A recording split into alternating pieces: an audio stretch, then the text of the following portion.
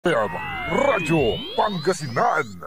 Paborito. Kapaborito, lukot nyo lang ng dukulan nyo. Alas 6 na. Time check was brought to you by San Carlos City Mayor Julier Ayoy Rosuelio. San Carlos City, maunlad, ligtas at maayos. Parad aliguas, tan arangkaday kalasyaw, ang inyong lingkod sa ating bayan. Ang bawat isa ay mahalaga. Sama-sama nating itaguyod ang disiplina, malasakit, at tunay na pagbabago. Sa tulong ng inyong suporta, patuloy nating mapapalago ang ating komunidad. Malinis, ligtas, at maunlad. Isang mensahe mula kay Mayor Patrick Agustin Caraman. Kasama ninyo sa bawat hakbang tungo sa progresibong bayan. Alagang Caraman, Kalasyaw, para sa lahat. Do you want to lose weight, build muscle, or simply feel your best? Feel good and look good sa FP Gym Tapuac, Dagupan City. Since 1986, ang FP Gym Tapuac ang inyong naging kaagapay para manatiling masigla, malakas at bumata ang inyong pangangatawan. FP Gym Tapuac, fully renovated, mas pinaganda at bago ang mga gamit na swak sa inyong fitness goal. Pwede rin kayong mag-zumba tuwing Lunes at Miyerkules at 6 to 7 p.m. So book yourself now at FP Gym Tapuac. Call them at 0917-188-2027 or visit them and look for Jinky and Adele. Your journey to a healthier, happier you starts now. Kaya ano pang hinihintay nyo? Tara na, mag-workout na tayo sa FP Gym Tapuac. This is DWJE 88.1 FM Radio Pangasinan, whose sole mission is to inform, to educate, to entertain, delivering to all Pangasinenses news that is true, public service that is sincere, commentary that is fair, and entertainment that is proudly Pangasinense. This is your DWJE 88.1 FM Radio Pangasinan, going beyond just being number one, working towards total domination. Jad Dagupan, walay saksakay ya radio station ya iyayag nasaray Dagupenyo. Jad Bacayao Norte, Paborito. Bacayao Sur, Paborito. Barangay 1, Paborito. Barangay 2, Paborito. Barangay 4, Paborito. Tanjat Bulusan, Paborito.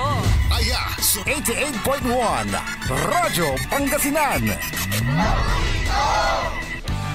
Balita sa umaga. Musika walang sawa. Pangasinan Gulf Waves Network Corporation. Sa Pangasinan, ito ang DWJE 88.1 FM Radyo Pangasinan. Paborito. Kahit saan sulok ng Pangasinan, Paborito. ikaw ang pinag-uusapan. Paborito. Ang radyo na paborito ng bayan. Paborito. DWJE 88.1 FM ang pinapakinggan. Paborito ng kabataan at matatanda.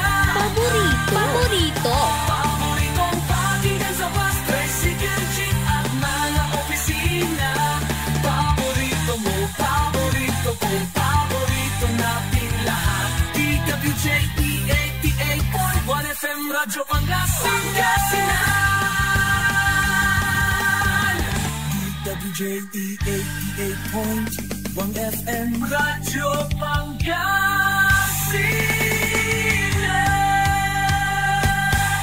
Paborito. Ang susunod na programa ay rated GP. GP? Ano yun? Garantisadong pampaborito. Wadyala sa programan Mambangon si kayo kapaborito. Pakaringalan na sa aray balita, impormasyon at loob tanpaway na luyag na Pangasinan. Maabig yakabwasan Pangasinan. Maabig yakabwasan Pangasinan. Kaiba si kapaboriton Dennis Mojares tan si kapaboriton Errol Horado. Jalabat, DWJE 88.1 FM Radyo Pangasinan. Maabig yakabwasan Pangasinan. Oras alas 6:06 na kabuwasan. Masantos tan maabig iya kabuwasan luyag na Pangasinan. Wadyan ipaparong talas programan maabig iya kabuwasan Pangasinan. Pakasulan na saray balitad lokal, balitad nasyonal. Agawad loob na 24 oras. Naringalan jalabat DWGE 88.1 FM Radyo Pangasinan na paborito. Nakalupyo dasayan kabuwasan. Makteriyon lingkor Timog ti Pangasinan Dennis Muharis. Ay bamot si kapaborito Errol Horado. Tanja technical control watan si Engineer Nixon na Dakal. Ago natan na Huwebes sa Pizza Gis at bulan na Hulyo 2025. Jadasaray ulo na balitad lokal. Jet Radyo Pangasinan. Ugaw, yaman bibisiklita, abangga, imbatik at patambalan. Balitad kabuwasan, Jet Radyo Pangasinan. Lakin limuob at apartment, naralan na Cebu. Balitad kabuwasan, Jet Radyo Pangasinan. Negosyante tinagkuhan na trabahador to niya 30,000 pesos ni batik. Balitad kabuwasan, Jet Radyo Pangasinan. Akulaw sinaksag inatoy suspect aputon na walay diferensya at kanunutan.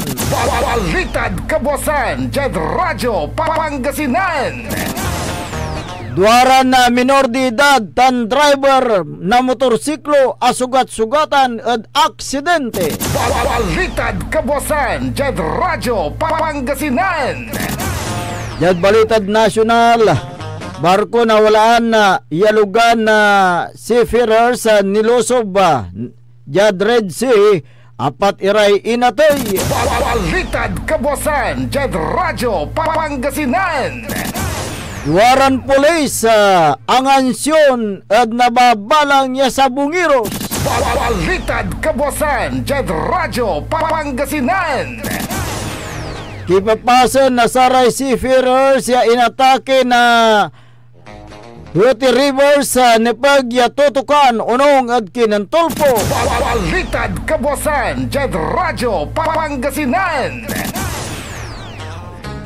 Metro Manila, Laguna, tan Batangas, tutumbukan na PNP at nababalang iya sa Bungiros. Balitad kabuwasan, Jet Radyo Pangasinan. Lisensyadong online gaming operators jada bansa ong kakaraw na matino ya regulasyon pian protektaan iray Pilipino. Balitad kabuwasan, Jet Radyo Pangasinan. Oras nila alas 6:10 na kabuwasan tanatan wajaray detalye at balita da lokal.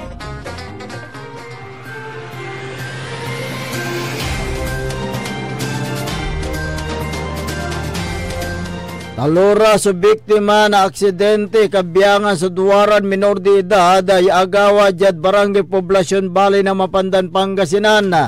Kinabat rin biktima at ngaran niya Macho Sibueto Soriano, 18 anyos, tanduaran minor de edad. Jad investigasyon na pulis sa may amputin na Honda Click motorcycle. Yamamanihuan ng Macho Sibueto Soriano. So abangga na Gray Mitsubishi Expander. Yamamanihuan ng Asiniel Layos Rosario. 26 anyos agla ni palapag na pulis. So panayaman na saray biktima tansa may driver na Expander Mitsubishi. Akabatan niya si Soriano. So ang gapoy bumbananton na lisensya tan na agira kasulong helmet na agawa so aksidente.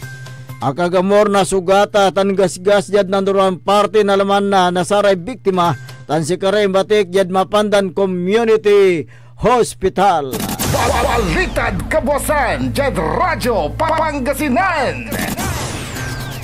80 anyos Yakulaw sinagsagad oras na una ng aram Agawa so insidente di barangay Alacan, bali na Malasiki, Pangasinan. Kinabat sa biktiman siya Soledad Lamsen Mendoza. Sikato'y sinagsag na apoton niyan na kinabat ngaran ya Chodoro Lamsen Mendoza. 39 anyos siya awalaan na depresya at panagnunot. Akagamor na sagsag sa biktima jad parte na pagauto niya. Tan sikato'y batik ya jad Municipal Hospital na Malasiki. Umpapaway at investigasyon niya bigla nangalan na kutsilyo sa bitlan suspect. Tan bangat-bangat to ninsagsag at pagaw na biktima. Singaga na sa may inatiyan tuntampul sa may suspect so batik kaya rin na insidente. Awit so inusartong kutsilyo tan anapan natin na saray otoridad. Balitad kabuasan, Jed Radyo Pangasinan. Manang nangis so 26 anyos ya BE kaya rin batik so 30,000 na piso yan ang lakwan to niya ya imbatik na mismo na trabahador to niya agawa so abitlan na takuan jad balay na sa Nasinto Pangasinan sa may nan report jad pulis so kinabatig ngaran ya Roxana Orellana Emperador. Unong complainant discoverito na babalang sa kantidad ya 30,000 pesos yan ang lakwan to ada pisto to niya. Naninang sa CCTV footage aber versus suspect ada ngaranton Francisco Elbo Salangsang 34 anyos helper na bitlang pwesto ya pangkayarian na biktima. Sa kaso na panagtakaw sa insigap matla da korte. Balitad kabuasan, Jed Radyo Pangasinan.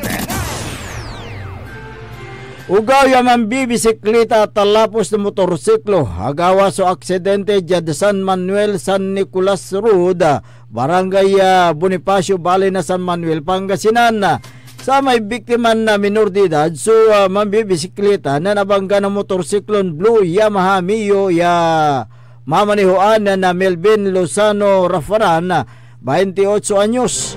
Jad ginawa ng investigasyon na pulis akabatan niya parehon mamarap jad south direction so biktima tansama ya akatalapos siya motorsiklo akagamor na sugat jad parte na ulo so biktima tansi kato imbatik jad sang kasinggaran niya patambalan. Balitad kabuasan, Jed Radyo Pangasinan.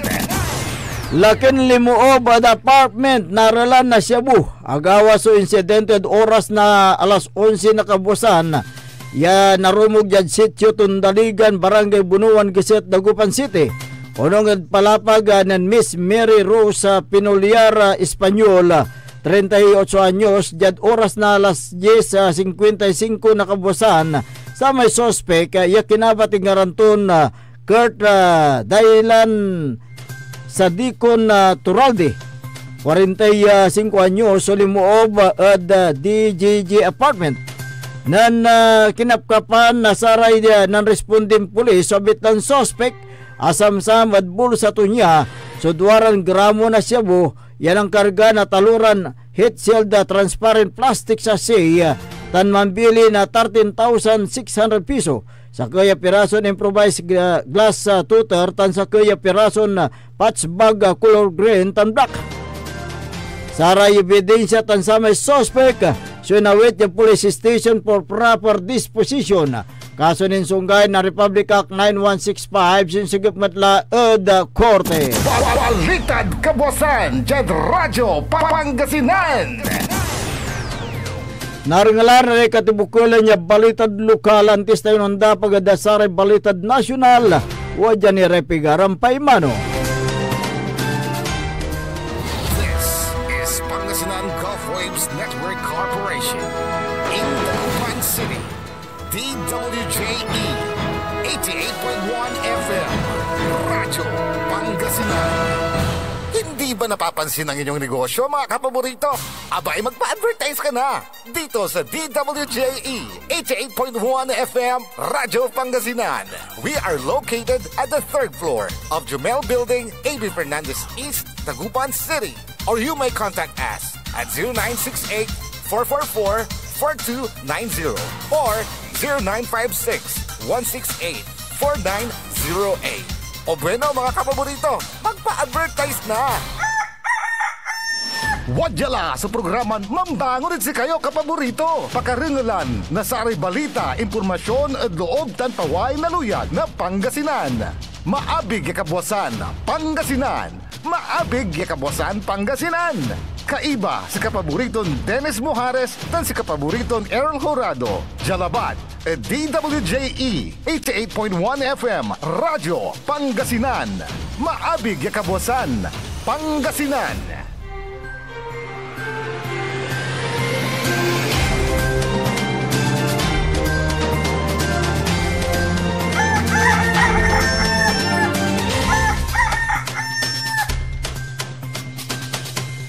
Alas 6:17 na po ng umaga, 6:17. Ako po ang inyong kapaborito, Kuya Errol Horado. At narito na po ang detalye ng ating mga pambungad, mga almusal balita ngayong araw ng Thursday. Radyo Pangasinan, almusal balita.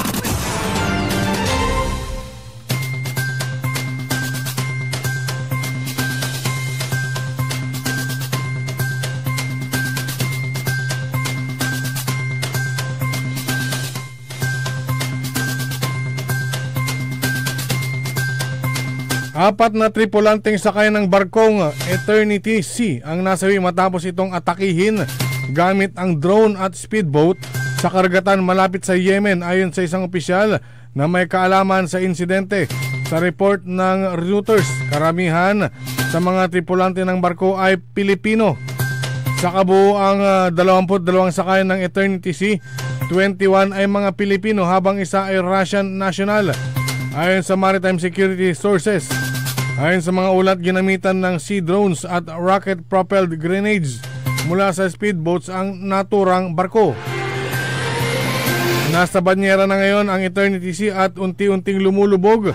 Dagdag pa ng mga source, may 2 sugatan pang crew ayon sa opisyal ng ASPADES, ang European Union mission na tumulong sa seguridad ng mga barkong dumaraan sa Red Sea. Isa pa umanong miyembro ng crew ang nasawi habang nasa barko matapos ang insidente. Dalawang maritime security firms, kabilang ang Diaplus mula sa Greece, ang naghahanda ngayon ng rescue mission para sa mga crew na natrap sa loob ng barko. Nananawagan ang Department of Migrant Workers sa mga Filipino seafarers na gamitin ang kanilang karapatang tumangging bumiyahe sa mga high-risk war-like na lugar gaya ng Red Sea, kasunod sa pinakahuling serye ng pag-atake. Kinundinan ng International Maritime Organization Secretary General na si Arsenio Dominguez ang panibagong karahasan matapos ang ilang buwang katahimikan. Ang pagbabalik ng ganitong klaseng pag-atake sa Red Sea ay isa na namang paglabag sa international law at kalayaan sa paglalayag. Mga inosenteng seafarers at lokal na komunidad ang direktang naapektuhan. Radyo Pangasinan, almusal balita.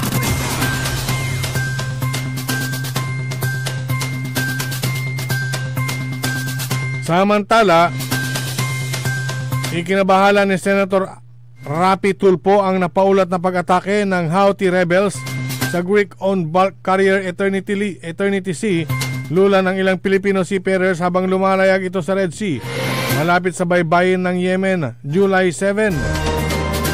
Ayon sa ulat ng European Union Operation ASPADES at sa private security firm na Ambri, patungong Hilaga Suez Canal ang nasabing barko nang paulanan ito ng bala ng rebeldeng grupo mula sa maliliit nilang bangka. Gumamit din ang mga rebelde ng mga drones na kargado ng mga bomba. Agad nakipag-ugnayan si Senator Rapi Tulfo sa DMW o Department of Migrant Workers para alamin ang kalagayan ng ating mga kababayang marino na sakay ng nasabing barko. Ayon kay Secretary Hans Leo Kakdak, nakadeploy daw ito sa isang misyon sa ilalim ng UN World Food Program kung saan may dala itong grain cargoes at papunta sana ng Jeddah, Saudi Arabia para sa refueling bago ito lusubin. Sinabi ni Kakdak na sa 21 out of 22 crew ng Eternity Sea ay mga Pinoy, kabilang na ang kapitan. Pero sa ngayon wala pa raw opisyal na kumpirmasyon kung ilan ang nasabi, nasugatan o nawawala. Bilang precautionary measure, sinuspindi raw ng DMW ang magde-deploy ng LMA ng Filipino seafarers sa kanilang mga barko. Sinabi ni Senator Rapi Tulfo na sa DMW na ipagpapatuloy lang nila ang kanilang ginagawang verification at investigation upang agad maipaabot ng gobyerno ang tulong para sa mga seafarer na nangangailangan at makapagkasa ng rescue operations para na rin mapanatag ang loob ng mga pamilya ng mga marino na umano'y nag-aalala sa Pilipinas. Nangako rin si Senator Tulfo na patuloy niyang imomonitor ang developments sa insidenteng ito. Radyo Pangasinan, Almusal, Balita. Sa iba pang mga balita, nagpahayag ng mahigpit na pagtutol ang mga lisensyadong online gaming operator sa isinusulong na pagpapatupad ng total ban laban sa online gaming sa bansa. Sa isang pahayag kahapon na inilabas, nagkaisa at nanindigan ang mga ito kasama ang Philippine Amusement and Gaming Corporation of PAGCOR at mga mambabatas sa pagsasabing hindi ang total ban sa online gambling ang solusyon sa problema, kundi ang paglikha ng mas mahigpit at matalinong regulasyon upang masiguro ang kaligtasan ng mga Pilipinong manlalaro at mapanatili ang pag-usbong ng ekonomiya ng bansa. Nagbabala rin naman sila na ganap na pagbabawal sa online gaming ay hindi magiging epektibo sa pagpipigil sa mga Pilipino sa paglalaro, bagkos ay lalo lamang nitong itutulak ang milyon-milyong Pilipino sa black market at higit pang mamamayagpag ang illegal operators. Git nila hindi mabubura ng total ban ang online gaming dahil ang tanging matatanggal nito ay ang mga pananggalang na dapat sana ay magsisilbing proteksyon sa mga Pilipino. Binigyang din rin nila na ang bawat pisong ginugugol ng lisensyadong plataforma ay nakatutulong at sumusuporta sa mga pampublikong serbisyo na pinakikinabangan ng publiko, kabilang rito ang mga paaralan, ospital at kalsada, at tumutulong na mapanatiling ligtas ang bawat Pilipinong sa pamamagitan ng regulasyon. Gayunman, kung mapupuntaan nila ang pera ng mga manlalaro sa illegal sites, mistulang ninakaw na ito mula sa komunidad dahil didiretso na ito sa mga illegal na operator na walang pakialam sa batas. Nagbabala rin ang mga lisensyadong operator na malaki ang mga magiging epekto ng hindi pinag-isipang pagbabawal o ang pag-aalis ng mga lehitimong payment channel dahil libo-libo ang mga taong mawawala ng trabaho at ibibigay ang buong merkado sa illegal na mga sites. Radyo Pangasinan, Almusal, Balita. Samantala, inihayag ni Philippine National Police Chief General Nicolas Torre III na sinisimulan na nilang suyurin ang ilang lugar sa Metro Manila, Laguna at Batangas kaugnay sa paghahanap sa mga labi ng mga nawawalang sabongero. Ayon kay Torre, pinagbabatayan nila ang testimonya ng whistleblower na si Julie Patidongan o alias Totoy na patay na ang mga nawawalang sabongero at inilibing sa Taal Lake. Bagamat tumanggi si Torre na tukuyin ang mga eksaktong lugar, tiniyak naman ito na nakatutok ang search teams sa mga lugar upang maprotektahan ang mga ebidensya. Patuloy din ang koordinasyon nila sa Department of Justice sa National Police Commission para sa pagsasampa ng kasong kriminal at administratibo laban sa mga sangkot. Suportado rin nila ang desisyon ng DOJ na simulan na ang search and retrieval operations sa Taal Lake sa linggong ito, subalit kailangan ikonsidera ang paparating na bagyo. Radyo Pangasinan, Almusal, Balita. At sa pinakahuling balitang nasyonal, nasa 1 o 2 pulis na sangkot sa 34 na missing sabongero ang umano'y handa ng tumestigo sa kaso na kinasasangkutan ni gambling tycoon na si Charlie Atong Ang. Ayon sa Philippine National Police, sinabi ni General Nicolas Torre III na 2 sa 15 pulis na ngayon ay nasa restrictive custody. Ang handa ng kumanta upang lumitaw ang katotohanan sa kaso ng pagdukot at pagpatay sa mga sabongero. Aniya malaki ang maitutulong ng bagong impormasyon sakaling maging state witness ang dalawang pulis. Sinabi naman ni NAPOLCOM Vice Chairman and Executive Officer Rafael Vicente Kalinisan na may nakukuha na silang feelers na nagpapahiwatig ng kanilang kahandaan na tumistigo sa kaso. Gayunman sinabi ni Kalinisan na hinihintay pa rin nila ang sworn statement ni Totoy. Radyo Pangasinan, Almusal, Balita. At sumayin niyo ang ating mga pambungad, Almusal Balita ngayong araw ng Thursday. Oras po natin 6:27 na po ng umaga. Radyo Pangasinan, Balita. Ang puta-putang Iran Balita. Our objective was the destruction of Iran's nuclear enrichment capacity and a stop to the nuclear threat posed by the world's #1 state sponsor of terror. Ang puta-putang Iran Sunata. Hot shot running in my non-stop 30. Son ang puta-putang Iran Impormasyon. Aya, so DWJE 88.1 FM, Radyo Pangasinan. Paborito. We want you well, cause we care. Here at WellCare Diagnostic Center. Deserve mo ng best care, kaya dito ka na sa WellCare Diagnostic Center. We want you well, cause we care. Here at WellCare Diagnostic Center.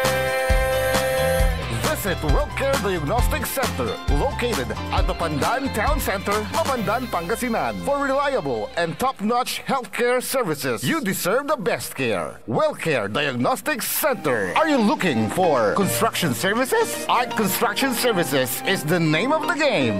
They do civil works and engineering, structural waterproofing, swimming pools, road constructions, condominiums, big warehouses, at marami pang iba. Art Construction Services, pulido ang trabaho at tapat sa serbisyo. Main office, Saging Dinalupihan, Bataan, at may satellite office sa may Bunuan Gazette, Dagupan City. You may contact Miss Tyra Sweet at 0962-806-7360. Art Construction Services. Hanap mo ba ang legit at malinamnam na boneless bangus kapaborito? Heto na ang Donna Dagupan Boneless Bangus. Malinis at malinamnam, araw-araw bago. Mura ang presyo at pwedeng pang negosyo. Legit boneless bangus. Legit supplier, Donna Dagupan Boneless Bangus. Matatagpuan sa Magsaysay Market, Dagupan City. Open 24 hours. Available din ang boneless bangus, Shanghai bangus, spicy bangus, boneless tinapa bangus, at rellenong bangus. Donna Dagupan Boneless Bangus. Matatawagan po sila sa 0939-415-8547 at 0930-284-5333. Donna Dagupan Boneless Bangus. Financial needs? Sagot ng First Choice Finance Corporation yan.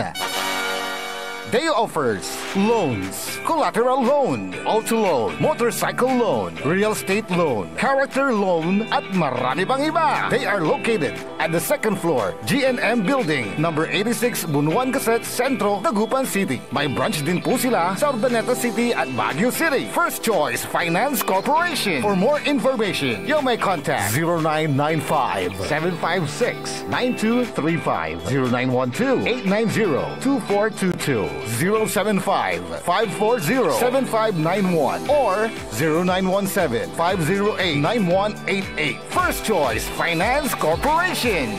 Gusto mo bang maging healthy kapaborito at malayo sa iba't ibang sakit habang ikaw ay nagkakaedad? Eto na ang Elixir Placenta 3-in-1 Stem Cell Therapy, DNA at Anti-Inflammatory Therapy Food Supplements. Panlaban sa iba't ibang sakit tulad ng hypertension, diabetes, cancer, sakit sa bato at iba pa. Hindi mo na kailangan gumastos ng malaki para magpa-stem cell. DFA approved. For more information and orders, you may contact Contact Miss Lori 0916-229-4977 or 0917-474-4515. Elixir Placenta 3-in-1 Therapy. Celebration! Staycation with family or an intimate moment with your special one. Merong perfect na venue yan sa Mapandan. Cora's Manor and Garden. Magmalamay-ari ng mansyon at these magnificent enclave place here at Cora's Manor and Garden. Carry out any occasion sa kanilang garden cafe or party at their poolside. Have a sing-along at their music room. Relax at their room accommodation or enjoy a private time with someone. Sa kanilang Cabana A, kung saan may private outdoor jacuzzi kayo in an enclosed place. Enjoy great food, warmly welcoming staff, exceptional accommodations, and relaxing scenery at Cora's Manor and Garden. Whatever it is, Cora's Manor and Garden is the perfect place to be. Visit them at Barangay Pias, Mapandan, Pangasinan, or call them at 0945-800-7074. Experience a special moment, how it should be at Cora's Manor and Garden. Get that beautiful makeover and hairstyle the way you want it. Visit Barber's Salon for Men and Women at Pax Building, J.L. de Guzman Street, Poblacion, Mangaldan, Pangasinan. Barber's Salon for Men and Women is open daily until 6:30 p.m. Feel confident, feel beautiful. Let Barber's Salon for Men and Women bring out the best in you with their well-experienced barbers and beauty experts. They also offer their original Barber's pomade and other beauty products for women. Book yourself now and call Barber's Salon for Men and Women at 0917-533-3552 or 075-656-4119. Walk in and walk out with pure confidence. Barber's Salon for Men and Women. Mas pinalakas, mas pinatindi, mas pakikinggan. Serving Pangasinan through music, news, and information. Ito ang DWJE 88.1 FM Radyo Pangasinan. Jad Pangasinan, walay saksakaya radio station ya iiyag na saray Pangasinense. Jad Aguilar, Paborito! Basista, Paborito. Binmale, Paborito. Bugalyon, Paborito! Labrador, Paborito. Lingayen, Paborito! mga tarem, Paborito! Jad Orbis Tondo. Paborito! Aya, so 88.1 Radyo Pangasinan. Paborito ng kabataan at matatanda. Paboritong pakinggan sa bus, tricycle, jeep at mga opisina. Paborito mo, paborito ko, paborito nating lahat. DWJE 88.1 FM Radyo Pangasinan. DWJE 88.1 FM Radyo Pangasinan.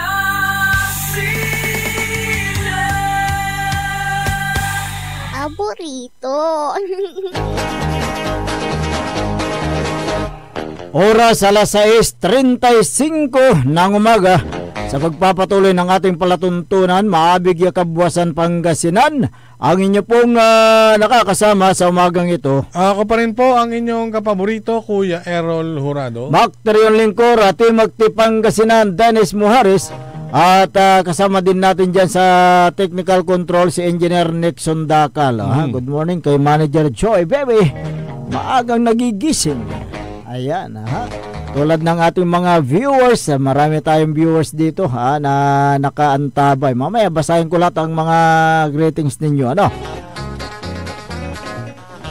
Ang bayan ng Mapanda na kapaborito Errol ay nasa 3rd class municipality. Ngunit sa pagbabalik ni Mayor Carl Christian Biga bilang second term mayor, ang isa sa kanyang inaasam-asam ay gawin na second class municipality ang bayan ng Mapandan. Yung kanyang target ay ma-classify as second class. At syempre ito ay dadaan sa mga proseso. At ang sabi niya ay pag-iigihan pa ang kanyang liderato upang makamit at matamasa yung mga ganyang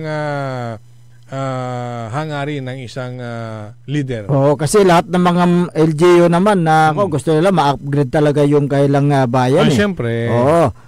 Isa yan sa mga hinahangad o inaasam-asam ng isang leader ng isang bayan. Kaya't dyan sa bayan ng Mapandan, si Mayor Carl Christian Bigay, ginagawa niya ang lahat. Kaya nakikipag-ugnayan siya sa mga kilala niyang mga investor upang lalong lumago ang bayan ng Mapandan.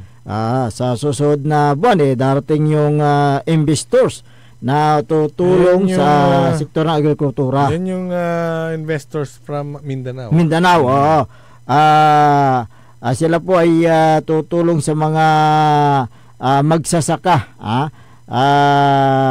Magpapatayo sila ng warehouse o kaya magbibigay sila ng mga equipment para sa ganun lalong lalago ang yung ani at maganda ang kita ng mga magsasaka dyan. Dahil ang problema kasi yung mga magsasaka kung minsan binibinta nila yung kailang naaaning palay sa mababang presyo. Pero ang sabi ni Mayor Carbiga dapat mataas yung kita ng mga magsasaka. Kaya't siya po ay naging ganyo ng investor from Mindanao para sa ganun ay matulungan itong mga kababayan natin dyan na magsasaka sa bayan ng Mapandan. Okay, tunghayan nga natin yung panayam kay Mayor Carl Christian Biga ng Mapandan, Pangasinan. Ang ating unang mandato nga sa pagbabalik po natin ay kumilos at umakto na naayon sa ating vision na maging second-class municipality ang ating bayan. So, minabuti po natin na makipag-meet, appointment sa mga nakakasalubong nating mga investors dito sa ating bayan. So, tayo po yung nakipag-ayos at soon, by this coming months, ay darating na para ma-addressan natin ang isang tutulong sa mga agrikultura, sa mga farmers in terms of agriculture. Dahil mag-aangkat na po tayo at pupunta na dito yung kanilang makina na it can serve the public, especially the farmers.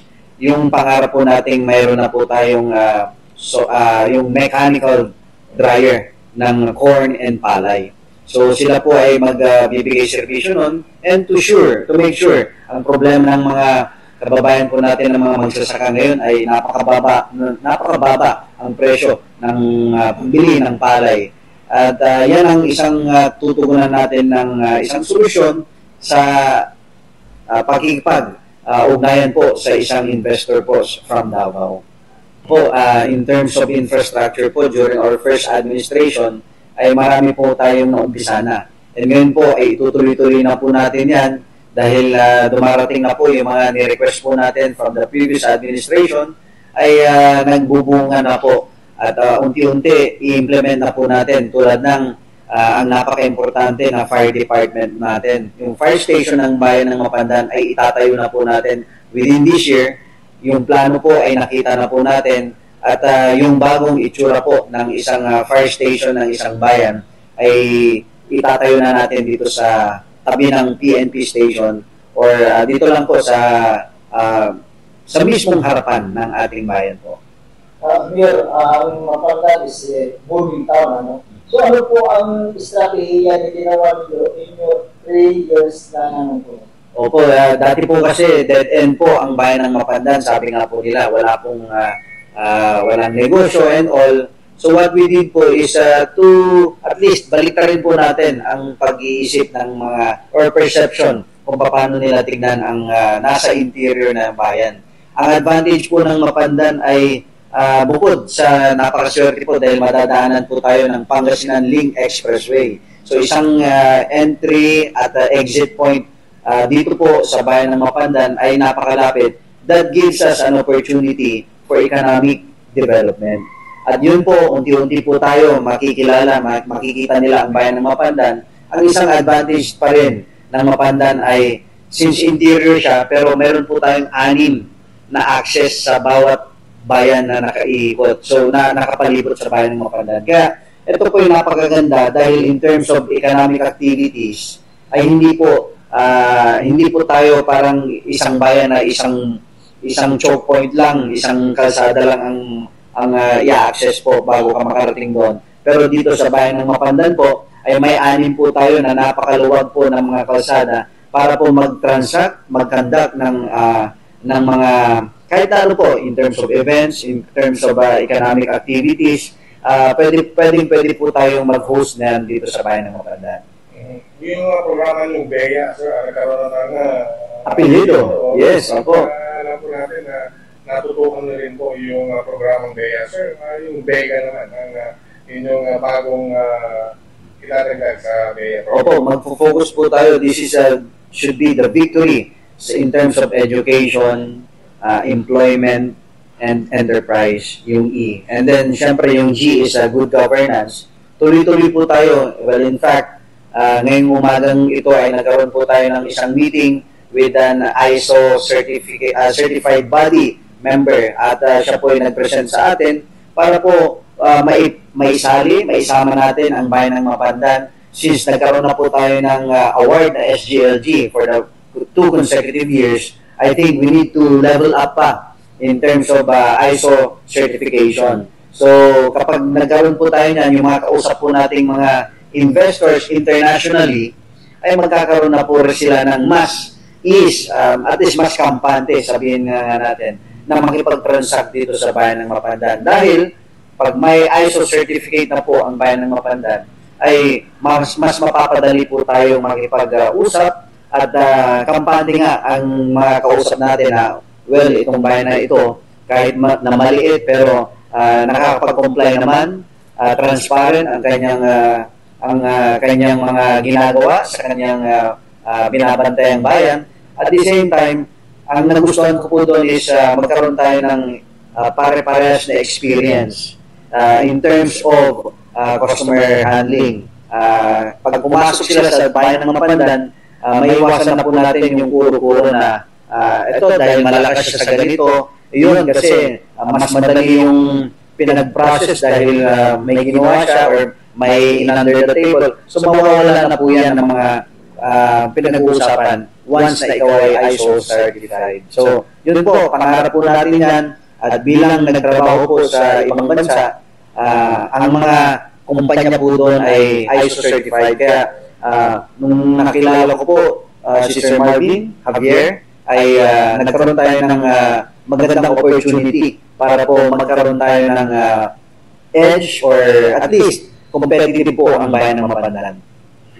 Sa tingin na po sa health services, sir, meron po mga program mga Tama po, last Monday flag racing ay in-invite po natin ang ating kaibigan philanthropist at si Dr. Ashok ay nag-commit at nagbigay po siya ng 20 wheelchairs, 20 nebulizers, 20 BP apparatus. At the same time, siya po ang isang key kung bakit natawagan ko si Dr. Mejia, ang director ng Region 1 Medical Center. At siya po ay nakapag-abot ng initial na 5 barangays po ang beneficiaries ng mga gamot, maintenance, vitamins, including antibiotics po. At yan po ay tinurn over muna natin sa RHU ng Mapandan at i-distribute po natin sa bawat barangay po. At yan po ay tuloy-tuloy na pagbibigay serbisyo sa ating mga kababayan in terms of health po. Lalo-lalo na, na-discuss din po natin ang paghingi pa ng support in terms of sa mga nakakagat, yung anti-rabies po, ng mga vaccines, and sa tumataas na kaso ng TB. Hindi lang naman dito sa ating bayan, pero it is a concerning. Pwede po nating pagtuunan ng pansin dahil ito po ay napaka-importante. At kung matutugunan po ito ng maayos, ay madali lang naman solusyonan po ito. Yung partition po ngayon, mga design po para sa mga kababayan sa Mapandan. Yes po, maraming salamat. Anamutan ko batla. Ay may pagkakataon ko the overwhelming. It is a new mandate, 80,000 plus na botos ninyo po. At ako po yung nagpapasalamat dahil tuloy-tuloy po kayong nagbibigay ng tiwala. Dahil hiningi ko po ang inyong tiwala nung nakaraang administration, ng nakaraang 3 years, ay ngayon binigyan nyo na naman po ako ng another opportunity to serve another 3 years. Pag mas lalo ko pong pagbubutihin at aalagaan po ang ibinigay ninyong bagong mandato po bilang mayor nyo ng Bayan ng Mapandan. So, ang pahayag ni Mapandan Mayor Carl Christian Biga, napakaganda yung mga programa na kanyang sinabi sa kanyang second term. Yung Bea, yan yung kanyang naging guide nung kanyang first term. Ngayong second term, si Bea ay may apelido na Bega. Ayan, Victory sa mga programang edukasyon at enterprise. Ayan, okay. At pagiging isang magaling na leader ay good governance. And sana arom nira, parad sa rin tagabali ng Mapandan. Kaya't napakaswerte nyo dyan sa Bayan ng Mapandan dahil nagkaroon kayo ng magandang leader tulad ni Mayor Carl Christian Viga. Alas 6:48 ng umaga, dumako tayo dyan sa bayan ng Calasiao, dahil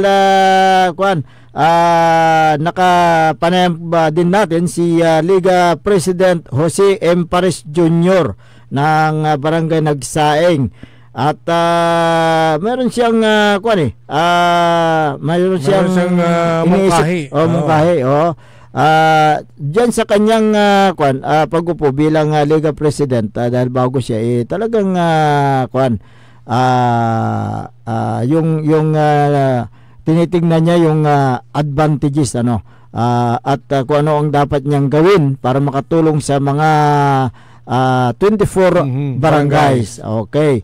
Meron siyang panukala yung gawin niyang ordinansa diyan sa bayan ng Calasiao, Pangasinan. Tingnan nga natin at pakinggan natin para malaman natin yung kanyang ordinansa na gagawin mamaya para sa ganoon ay ma-minimize ang mga nagnanakaw ng mga hayop, kambing, kalabaw o kaya baka. Narito si Liga President Jose M. Pares Jr. Una, magandang araw po sa ating lahat. Bilang Liga ng Barangay Hindi, magandang trabaho na ito para sa ating bayan ng Calasiao. Una, meron tayong mga committee na hinawakan dyan sa sariling bayan at ako'y handa na susuporta sa lahat ng magandang ayukain o magandang proyekto para sa kinabukasan ng ating bayan Calasiao sa pamumuno ng ating mahal na mayor na Mayor Patrick Agustin Karamat. Mayroon nandito tayo sa barangay Rumen ng Barangay Nagsaing. Marami tayong pipirmahan, tapos pagdating sa munisipyo, marami tayong ating na meeting, tapos mga activities para samahan si Mayor Patrick, mga kasama natin na Councilor, Vice Mayor Kevin Bacalaray, na ikakaganda ng ating bayan ng Calasiao kasi nakikita ko naman na maganda ang vision ng ating bagong upong mayor. Sir, anong plano nyo bilang Liga President? Meron na ba mga nakaambang resolution na gusto nyo imungkahi sa ating sangguniang bayan, Councilor? Gusto ko po, pag magbibigyan po ako ng pagkakataon o matanong sa sangguniang bayan sa pagdating ng session namin na gusto ko ipasa po ang tinatawag na tally-up system sa buong Calasiao. Na ang tally-up system, yung mga hayop na nanggagaling sa ibang barangay ng Calasiao, kailangan mayroong pirmado ng kapitan na tinatawag na travel to transport. Tali out, halimbawa, yung karabaw na bili sa barangay nagsaing na itatransport sa karos, kailangan may pirmado ng kapitan, mga kambing. Meron din pirmado ng kapitan o duty officers ng mga kagawad para maiwasan po ang pagnanakaw ng mga hayop. Kasi kung naipasa natin yan, may karapatan ang barangay official tulad ng barangay Duyong, barangay Mangkok, sa buong barangay ng Kalasyaw na bibigyan sila ng authorization o authorized na sitahin yung mga kambing na nakasakay sa mga garong, sa tricycle, sa motor para alam ng mga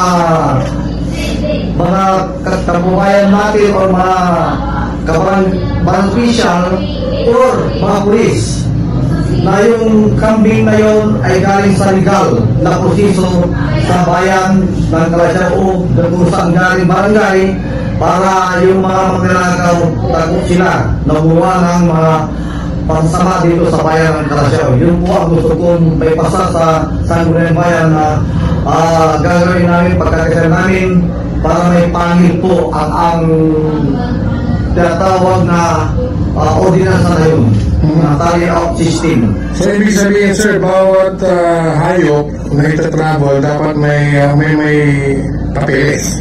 May papilis, kahit po lang travel to transport, permit to travel, permit to travel, ganyan na kailangan sisirte pa yan ng barangay official. Una ang kapitan or kung wala ang kapitan, ang barangay kagawad na duty na pinapatunayan niya na yung kambing na yun or anong hayop na yung baka or anong mga importanteng or mga gamitin na magagaling sa barangay mo na legal na itatransport sa ibang barangay o itatransport sa ibang bayan. Pero iwas sa barangay nyo, mayroon na bang mga reported cases na mga pagnanakaw na nakawan nun? Sa ngayon po, wala pa tayong reported na nakawan ng kambing o mga baka, mga timbagay. Ang reported lang sa atin dito, yung cellphone na kinuha ng mga suspect na mga kabataan na pinasok yung tindahan. Bumili sila sa tindahan, tapos yung may-ari ng tindahan umihi, kinuha yung cellphone. Ngayon ngunit, yung mga suspect na yun, yung para pag-araman natin na binuti dahil nahuwi nila dun sa barangay Bulag, ngunit pinakawalan din dahil hindi na po nareklamo yung may-ari ng bahay na pag-araman din natin na taga-ibang bayan yung mga magnanakaw na yun na minoridad. Ito po gusto nyo ipasa na resolution ay isang malaking bagay po kasi ano yan, crime prevention din yan, yung pagnanakaw po ng mga alagang hayop. At kung ito ay may isa pa sa Councilor, sa tingin nyo ba ito ay magiging isang epektibo na pamamaraan upang mapantayan yung ating mga alaga? Oo, epektibo yan dahil unang-una marami tayong mabalitaan na ginanakaw ng kambing, baka, yung mga ibang baka nga, kinakatay sa bukid. Tapos yung mga kambing, dinadala sa ibang bayan para mag-isip yung mga may-ari ng kambing kasi unang-una, napakahirap po mag-alaga ng kambing, mag-alaga ng baka, laging punisyo. Tapos kung kunin lang ng isang tao o dalawang tao makikinapan sa pinaghirapan ng ilang taon ang mga kababayan natin o sa barangay natin. Kaya gusto ko po na mabigyan ng pangil na ito na ipapasa natin na resolution. Okay, sir, message na po sa ating mga kababayan dito sa bayan ng Kalasyaw. Mga kababayan, sa bayan ng Kalasyaw, ako po'y nakikisa sa ating buting ngayon sa kanyang gagawing magandang proyekto na ikagaganda ng ating bayan ng Kalasyaw bilang Liga President. Maglipad-unayan po ako sa mga kasama ko na bilang purong barangay, sa mga kagawad na magkaisa po kami na ang tinatawag na tawag system o relaying ang nangyayaring mga kriminalidad para mayroong tinatawag na blocking force. At panatiliin natin yung road na system sa gabi kahit sa tanghali kasi dyan gumagalaw yung mga magnanakaw.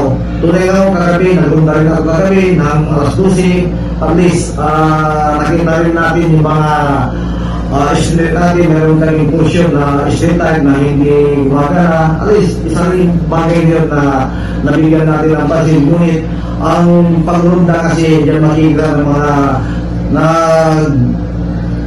ating na magnanakaw o nagawa ng kasama dito sa ating barangay, hindi din namin tutuloy. Kaya maraming salamat sa ating lahat at nandiyan po ako na makikipagtulungan sa ating bayan ng Kalasyaw sa pangunguli ni Mayor Patrick Agustin Karamat. Yan lang po at magandang umaga sa ating. So yun po ang panayam kay Liga President Jose Paris M. Paris Jr. Ng Barangay Nagsaing. Sa kay Kapitan Paris, walang kapares. Napakaganda yung kanyang gagawin na ordinansa, yung tally out system. Tally out system ng mga itatravel na mga hayop like kambing or baka o kalabaw. Oo nga naman, para hindi nila sabihin na galing sa GSM. Galing sa GSM. Galing sa magnanakaw. Galing sa Mando. Kaya napakaganda yung kuwan na yan. Magandang i-adapt din sa ibang ibang bayan. Ibang bayan. Magkaroon ng certification mula sa barangay. Ayan, okay. Merong mga kuwan dito, reaction mula kay Adrian Lee. Umpisa na ng pagbabago arangkada Kalasyaw, sabi niya. Josephine Gatsalian, congratulations Kap Paris, sabi niya. Si Ani Mamaradlo Balyo, congrats po. Ami Adlawan Tagagilo, ayun, good job po Mayor, sabi niya. Jason Saplan Paris, siguro ka nayunan kaniya. Kapitan, congrats. Si Elizalde Rui, congratulations Kap Paris, sabi niya. Francisco Soriano Iko, God bless po Mayor Patak, sabi niya. Maria Galang, wow, it's the honor to have a distinguished gentleman and businessman coming to our town. Good luck Mayor Vigas, sabi niya. Si Sine Junto, good job Mayor Carl Christian F. Viga for the better of Mapandan. Edna Komista, thanks lot po Mayor Patrick, God bless, sabi niya. Okay. Gendora Lopez is watching, Juliet Agbayan is watching, Jose Kines, Adonis Benitez de Guzman, gawin din kay Evangeline Alonso Agustin Ontalan, good morning. Ernesto Balikat, good morning. Elmer R. Soriano, good morning po sa inyo. Okay. Wala po tayong sapat na oras. Yung mga nasa Facebook natin, bukas na. Wala po tayong sapat na oras sa ating palatuntunan, kaya kayo po ay kailangan ng mamaalam sa Himpapawid at magbabalik kami sa bukas. Ang inyo po nakasama sa umagang ito. Ako po ang inyong kapaborito, Kuya Errol Jurado. Magterial Lingkora, Timog Pangasinan, Dennis Muarez. Kasama din natin dyan sa technical control si Engineer Nixon Dakal. Antabayanan ang susunod na palatuntunan ni Tita Amor Ligaspidiga dito lamang sa DWGE 88.1 FM Radyo Pangasinan. Paborito! Wadyala sa programan Mambangon si kayo kapaborito. Pakaringalan na saray balita, impormasyon at loob tanpaway na luyag na Pangasinan. Maabig yakabwasan Pangasinan. Maabig yakabwasan Pangasinan. Kaiba si kapaboriton Dennis Muhares tan si kapaboriton Errol Jurado. Jalabat, DWJE